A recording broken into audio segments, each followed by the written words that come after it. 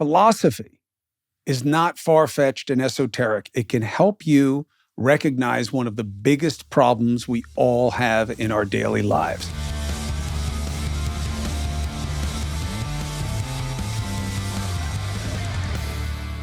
I'm Chris Cuomo. Welcome to a special of Cuomo on the Couch. Still a free agent, though. Still thinking about what it is to be a critical thinker and to have reasons behind your actions and inactions that help guide you to better actions or inactions. And here's one of the best examples of how philosophy can make a difference in your life, as it has in mine. Now, full warning in red and blinking, blinky, blinky, blinky. I don't do this well, but it is true, okay? So this comes from the Daily Stoic. As you may know, Stoicism is a branch of philosophy that I find very interesting and relatable and helpful in everyday life, as opposed to, some of the more, far-fetched or esoteric or less relatable ideas that philosophy can go into, which is fine. Whatever you're into, you're into. But for me, I like to keep it practical. And the Daily Stoic is a great book, okay, written by a guy named Ryan Holiday and his co-author. And one of the entries hit right on target of something both of us need to know and do. Ready? Flexibility of the will. This is from Marcus Aurelius, known as the last of the good Roman emperors. He kept all these diaries of lessons that he learned from life and Stoicism. He was a student of the Stoics.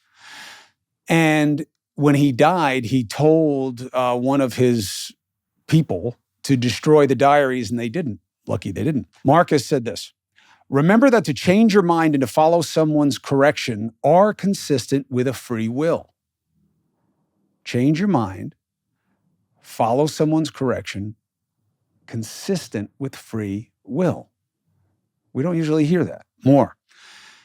Because the action, even in the change, is yours alone to fulfill its purpose in keeping with your impulse and judgment, and yes, with your intelligence. So what does that mean? The way Ryan explains it is, are you somebody who, once you say you're going to do something, you follow through no matter what? Now, that can be a good thing or it can be a not so good thing. Why? Because what happens when conditions change, involving whatever that is?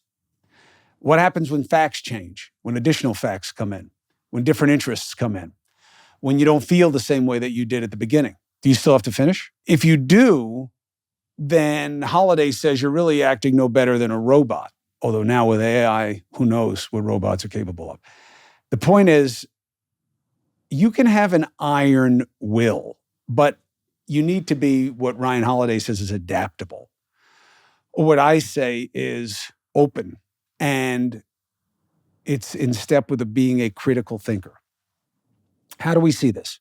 I often have a hard time admitting when I'm wrong, if I'm involved in something. If somebody says something that kind of proves that what I'm saying isn't true, whether it's my kid or my wife or my friend or wherever it is,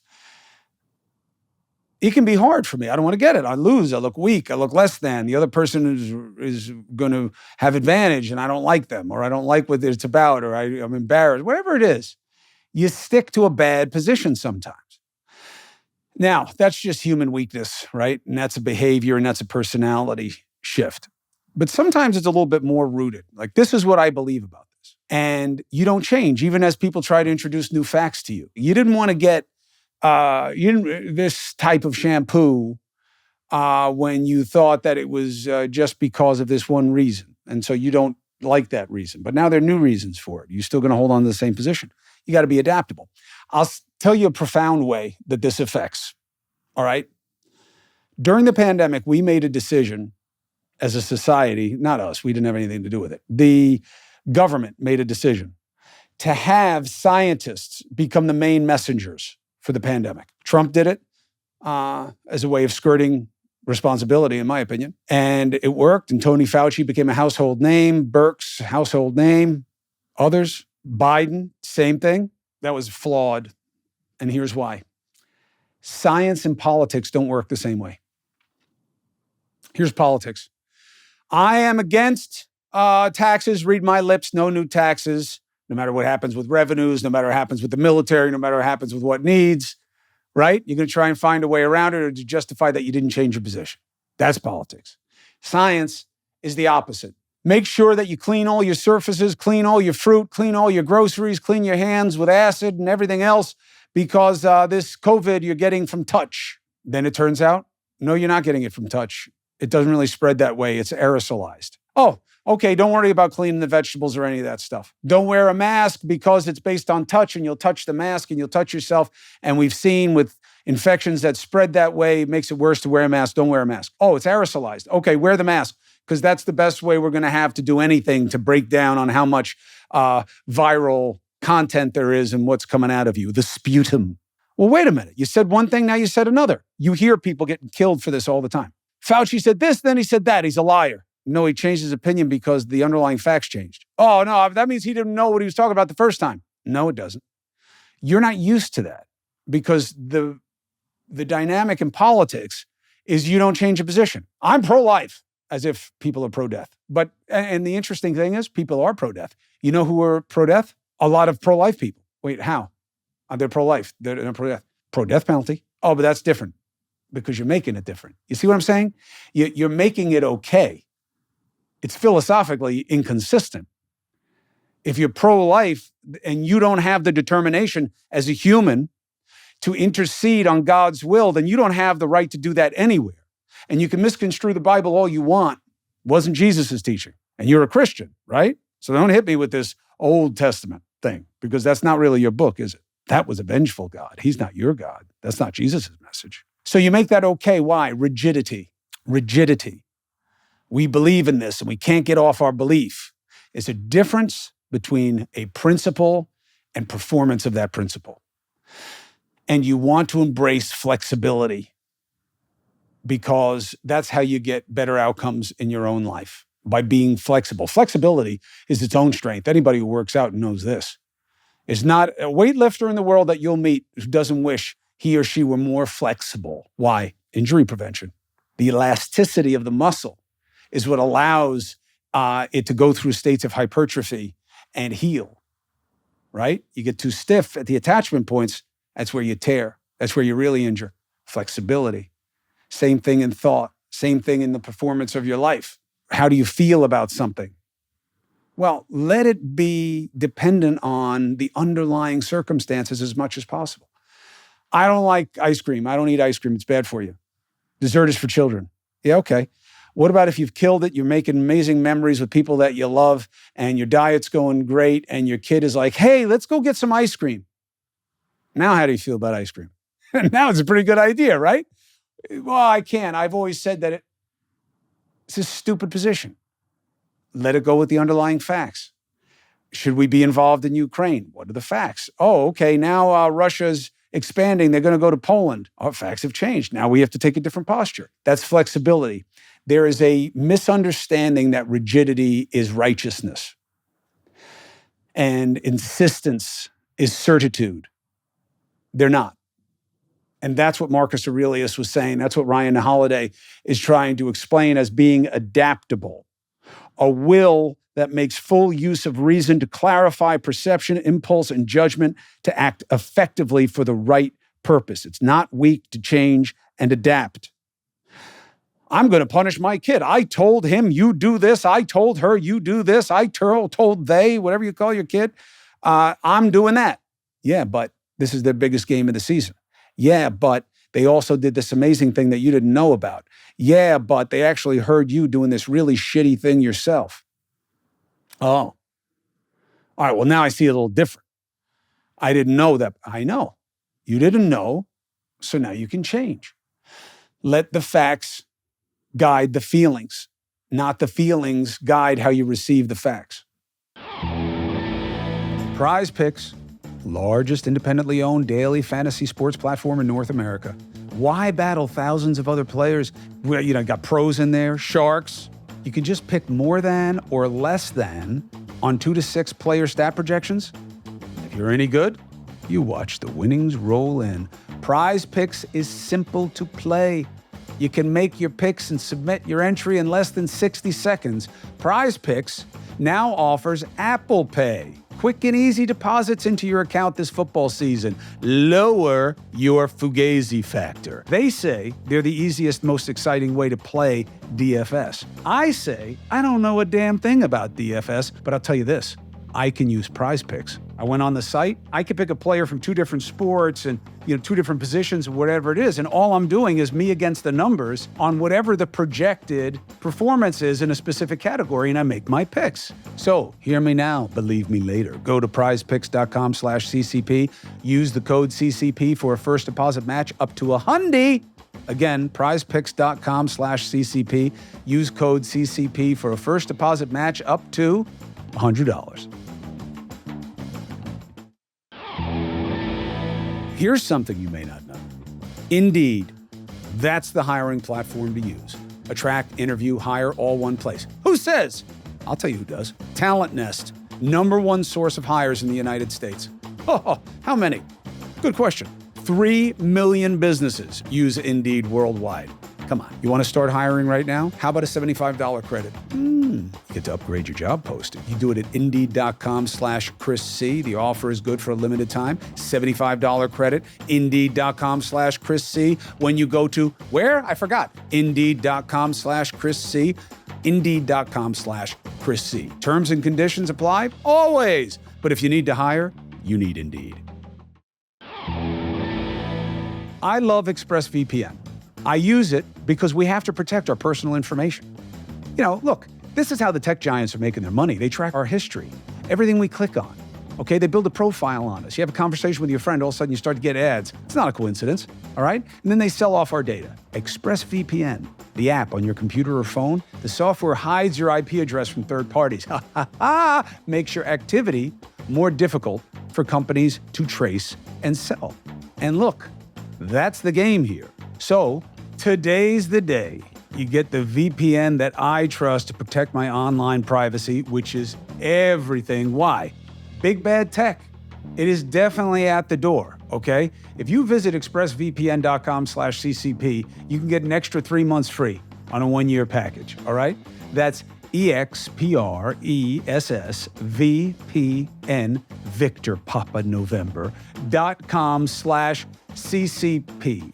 expressvpn.com/CCP. This is a really, really important lesson that is very powerful and very helpful in life.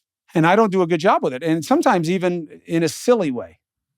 The protest beard for Biden not going to East Palestine. Biden ain't going to East Palestine. Not at least in any window that's comfortable for me, because I feel like scratching my face off right now. So I take a look at the facts. I want to stay consistent with my purpose, which is what? Giving shit to the president? No, of course not. Wanting to grow a beard? Absolutely not. Clearly I can't. But I want attention on East Palestine for the right reasons. So what's the adjustment? All right, I did the protest beard. He doesn't give a shit. They're not going. Okay. I will. We'll go. Just to show how simple it is. I'm not president of the United States. He's got a gazillion times more things to balance and of importance than I do professionally, that's for sure. But we'll just go. Well, no, you said you were going to grow the beard until he went. So what? It's about what is the point of purpose? What's the point of your purpose? And that's what you want to do justice by. That's what you want to be consistent with. And this is a really interesting thing that we really do, and that you will definitely see around you. God bless you if you're not somebody who's plagued by this. I certainly am. And I work on it a lot. I try very much, and you'll even see it on this podcast. I've tried to make less declarative comments and make things more questions like, this is something you shouldn't do, all right? Now, I think a better way to say that is actually, boy, we really do get caught up doing it this way too often and to our own disadvantage, don't we? Boy, it's a lot less accusatory, right? It's a lot easier to swallow. Why? Because it's including me and you, putting us on equal footing, that it's not just about you, and it's not one being less than, and it's not judgment, it's not criticism. That's hard for me to do. I'm used to doing it the other way. I feel like, no, you should make a declarative statement. If you have something to say, you should say it. Don't make it a question if you're actually offering it as an answer. But I don't know that that's the best way.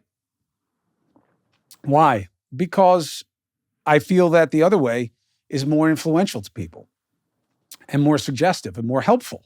And that's the whole point. That's the underlying principle. That's the purpose that I want to be true to. For instance, the walk and talks. Okay, so what I've been able to figure out from my research on why people are doing what they're doing, thanks to this outside IT service I'm using, that's not really the same audience. There's a little bit of overlap on this, but here's what I think about what's happening right now. And here's an interview with somebody who's relevant to what's going on in the world around us of news, politics, and information, is not the same audience as the walk and talk audience. And I had been going back and forth about like, well, how do I best serve the audience? Well, it turns out I have two. And that this audience of people who are into philosophy and self-help and kind of thinking about those issues. And it was really interesting when they gave me the research, and what made me realize that they were right, or that they were onto something rather. I realized that all of the paid political yappers and, the fringe folk who just court controversy and are just nasty asses, like that's how they make their name in their game, attack all this stuff. Why? They don't get it. It's not it doesn't make sense. It's not their world. It's not how they live.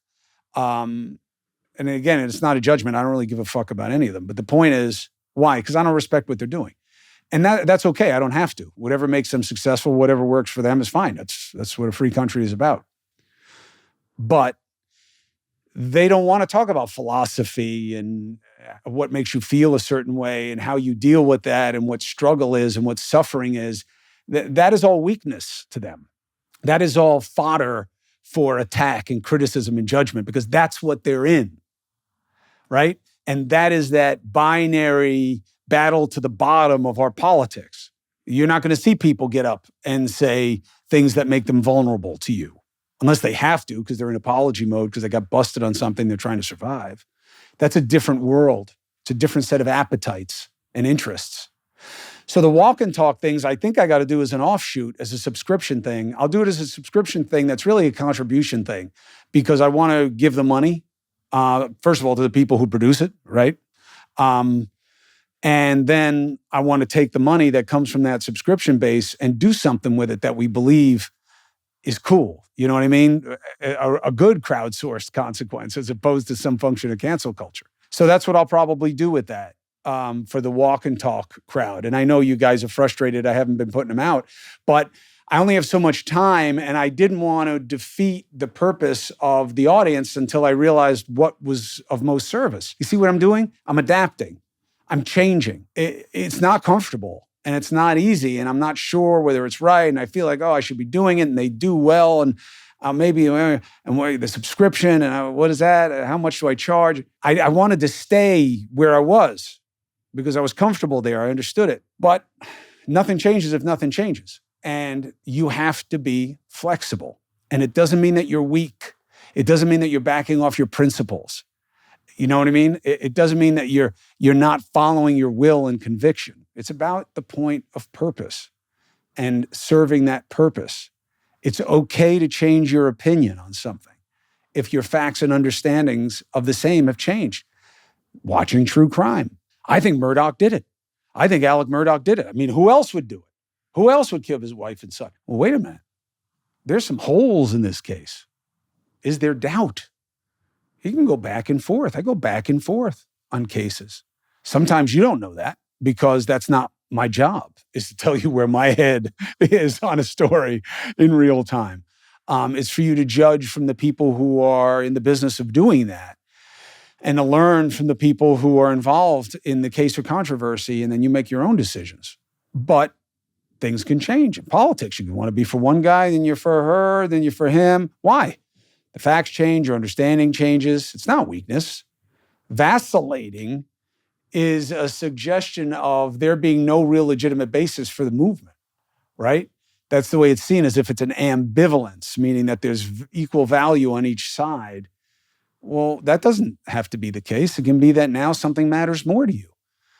When John McCain was running. Boy, he had that race won if it was going to be just on terrorism and keeping us safe. Then the economy went to shit, and he'd been telling everybody, I'm not an economics guy. That's not me, but I'm here to keep you safe. I mean, the facts changed. It changed the calculus for a slew of voters, and he wound up losing. I'm not saying it was the only factor, but it was a factor, and it changed opinions.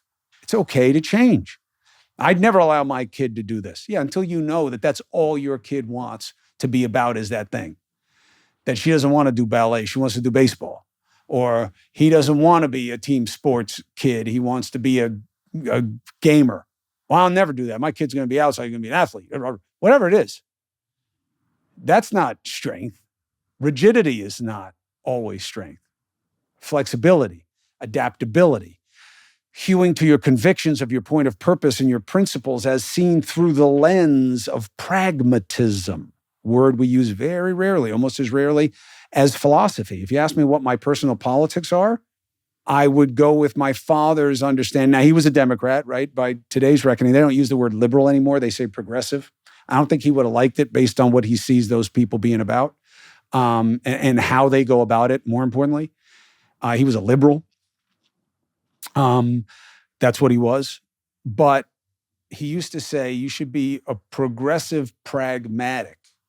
Progressive has changed in meaning to me like far left now, or at least that's the code usage of it. But pragmatism is right. You know your principles, but then you find the best way. What's your position on something? Depends what it is. Depends where we are with it and what the goal is of the people I represent. I think that's good. That's what I try to do in my own life with how I look at politics and who I want to vote for or not, or what I think about a policy or not. And that's how I get to a lot of places that people see as false equivalencies, because I'm balancing the interests of both parties. And they see that as weakness. I don't. I think you should have border security. I think you should detain people who enter illegally, send them back right away, unless they have an overwhelming asylum claim. You should review the asylum laws and either expand them to meet economic difficulties and these other rationales, or if you're going to stick with them, you better have a lot more ability to process and turn people away quickly and make the home country agreements again and have more of the processing done there, and really ramp up your ability to hold people you do detain in a good way, a humane way, before you send them home. I think you should do all of those things. And if people are going to be here, they should be working and contributing to the system and to their own lives and to their own dreams. What's so complicated about that? You know who thinks that way? Everybody who's ever run CBP. Most of the men and women down on the border. Politicians know this. The problem works better for them than the solution. Why? Rigidity. The left can look at the right and fairly say, these people have no heart. And the right can look at the left and say, yeah, and you have no head and no respect for law and order. And they're both right. Why? Because they're all about the problem, not solutions. Because they're all about which one of them is worse. That's not how you want to live your life. Be flexible, be adaptable to what matters in a situation that keeps you close to your principles and your purpose. This is how you marry philosophy with practicality. So I'm not going to eat dessert. Bam! I bang out a banana pudding like it was a dead man's meal. Nom, nom, nom, nom, nom, nom. Well, that's it. A diet shot. Might as well have pancakes tomorrow morning. No. Adapt. You did something shitty, now you do something well. You make an adjustment. Yeah, but I said I wasn't going to do it and I did it, so now forget it. Failure is a given. Change is a given. It's okay.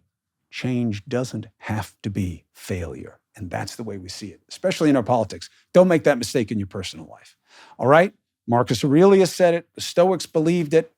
Most great thinkers will tell you that adaptability and flexibility and changing opinions on things as facts and underlying understandings change is intelligence, okay? Not weakness, but strength. I hope that makes sense to you. It certainly does to me. I just struggle with it mightily in the practice of my daily life. How does it work for you? What do you think about it? Do you do it? What's your kind of take on whether it's helpful or not? Let me know. All right, subscribe, follow. Appreciate you here and at News Nation, 8 p.m., 11 p.m. every weekday night. Thank you for giving me a chance. Take care of yourself and take care of the people you care about. That's what matters.